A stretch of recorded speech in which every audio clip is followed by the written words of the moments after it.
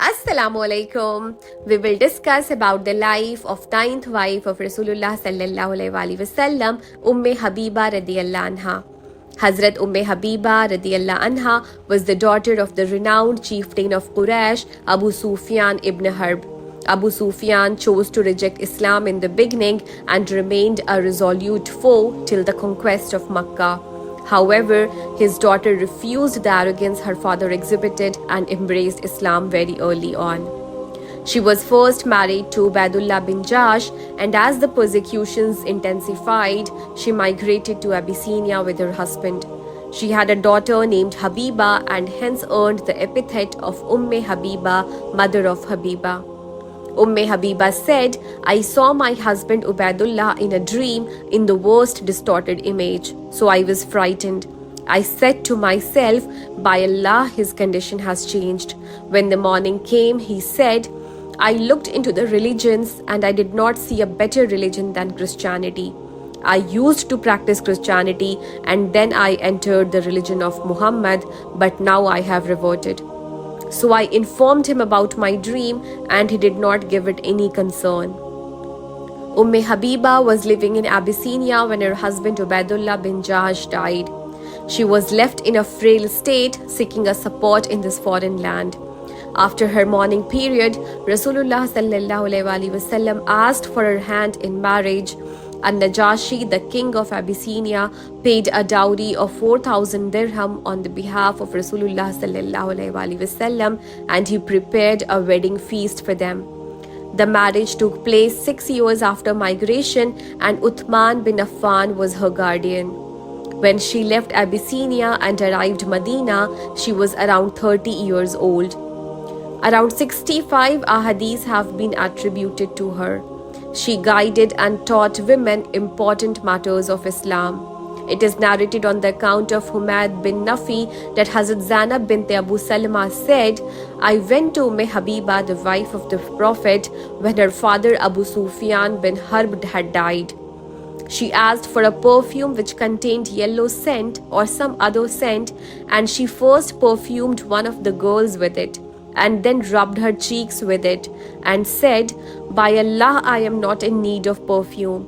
But I have heard that Allah's Messenger sallallahu alaihi wasallam saying, it is not lawful for a lady who believes in Allah and the last day to mourn a dead person for more than 3 days unless he is her husband, for whom she should mourn for 4 months and 10 days. Hazrat Habiba held a unique position among them. It is narrated on her own authority, a house will be built in paradise for anyone who prays in a day and a night 12 rakat, 2 before Fajr, 4 or 2 before Zuhr, 4 or 2 after Zuhr, 2 after Maghrib and 2 after Isha. She added, I have never abandoned this practice since I heard it from the Messenger of Allah. Despite the enmity her father harbored against Islam, Rasulullah sallallahu alaihi wasallam always instructed her to be kind to him and give him the due respect. However, once when Abu Sufyan visited her daughter and went on to sit on the same mattress Rasulullah sallallahu alaihi wasallam used to sit on, she folded it up immediately and stated that the enemy of the Rasulullah sallallahu alaihi wasallam could not sit on the same place as her husband.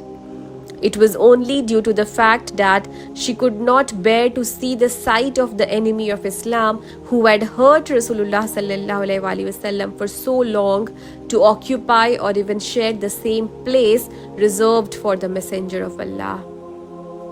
Also, she was aware that the level of pureness and cleanliness Islam prescribed for a believer and maintained by Rasulullah sallallahu alaihi wasallam would not be retained by her father.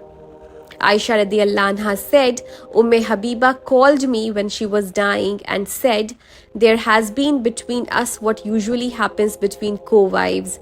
May Allah forgive me and you for whatever happened of that. I said, may Allah forgive you and pardon you for all of that and absolve you of that. She said, you have made me happy, may Allah make you happy. And she sent for Salama and said something similar to her. She lived on to see the reign of her brother Muawiyah. She died at the age of approximately 74 and was buried in Jannatul Baqi. This was all about Habiba radiallahu anha. Hope you found it informative. See you in the next one. Assalamu alaikum wa rahmatullahi wa barakatuh.